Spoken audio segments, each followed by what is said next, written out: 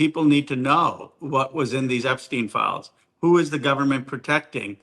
This is a matter of trust. All right, breaking news. Top Democrats are fighting back. Now is not the time to roll over and play dead. It's the time to double down and demand the level of transparency that Donald Trump and his team ran on. They said they would release the Epstein files and be uniquely transparent.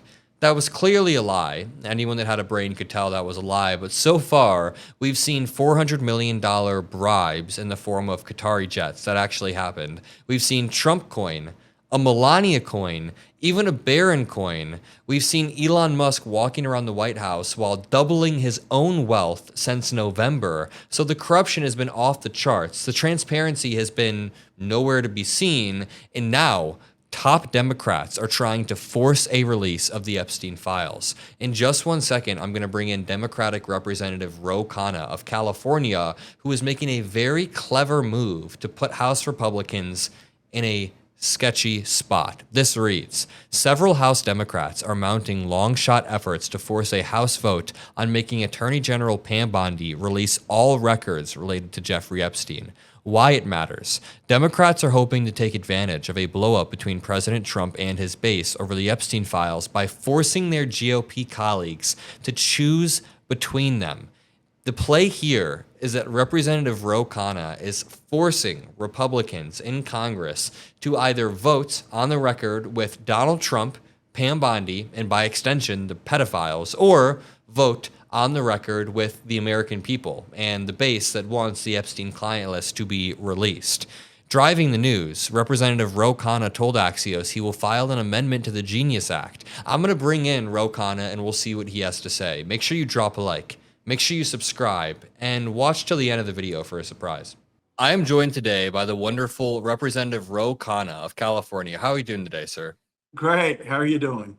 I'm doing well. Let's jump right in. You told Axios earlier today that you were going to file an amendment to the Genius Act, which is a new cryptocurrency bill. And in this amendment, you said that Bondi, Attorney General Pam Bondi, should retain, preserve, and compile records related to the Epstein investigation. Can you expand on this?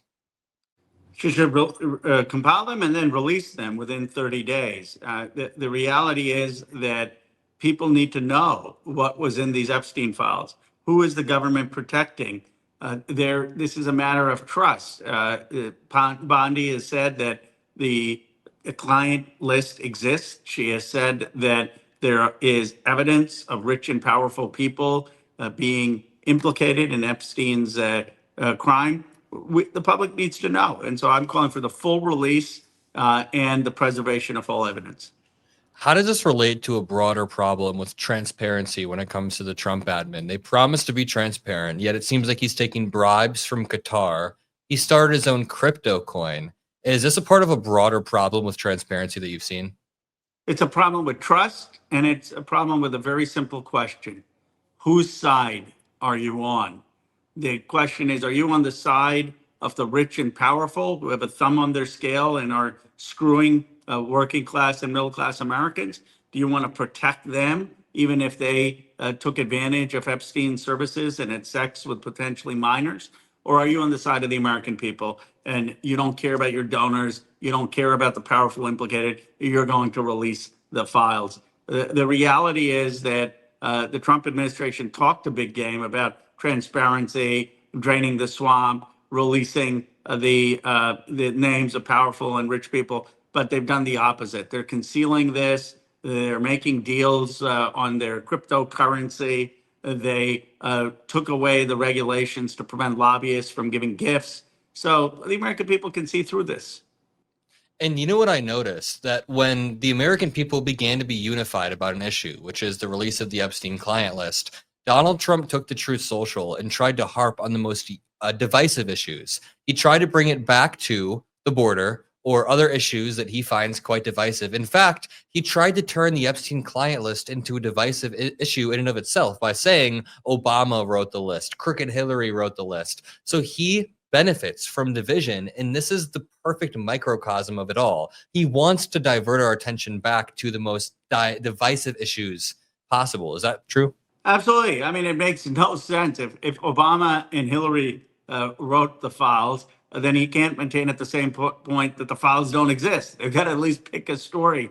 It's kind of like a defendant who's caught, who's trying 4 different stories and just seeing what'll stick. But at this point, people see through it because it goes to something deeper. It's not about the Epstein files themselves.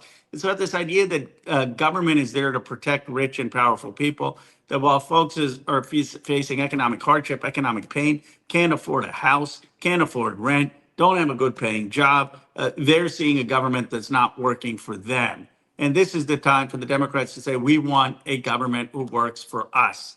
We are for transparency. We are for restoring trust. And you know what's really clever about your amendment is that it forces Republicans to kind of take a side, right? Because the Rules Committee has 9 Republicans and 4 Democrats. So some Republicans on the panel will have to decide if they want to side with Trump and Pam Bondi by extension, or decide with the MAGA or side with the MAGA base. Was that intentional on your behalf? Absolutely. I'm hoping some Republicans like Chip Roy or other independent Republicans vote for the release of these files. I mean, this is something that the base cares about. They want to expose the corruption in government. Yep, I appreciate your time. Thank you so much, Representative. Continue to fight the good fight, and we'll talk soon. Thank you. Thanks for doing this. I personally think this is a really clever tactic from Representative Ro Khanna, forcing Republicans to publicly take a stance, which kind of backs them into a corner. Do they want to vote with Donald Trump and Pam Bondi, which generally they are always aligned with Trump, but in doing so, they would be unaligned with their own constituents, with the American people who on both sides want the Epstein client list to be released. And as we talked about during this interview, when both sides finally agree on an issue, Republicans try to use it for more divisiveness. They try to push more and more divisiveness. This reads, catch up. The Epstein files have become a flashpoint for the Trump admin in recent days after the DOJ concluded the disgraced financier had no, quote, client list and died by suicide, not murder. But this was months after the DOJ saying, hey, we do have the client list sitting right on our desk. Over the next few weeks, we will be ramping up the operation at the Mockler HQ. I know I've been talking about this for a while, but it really takes time to build. Cameraman Nate is flying into Chicago tomorrow.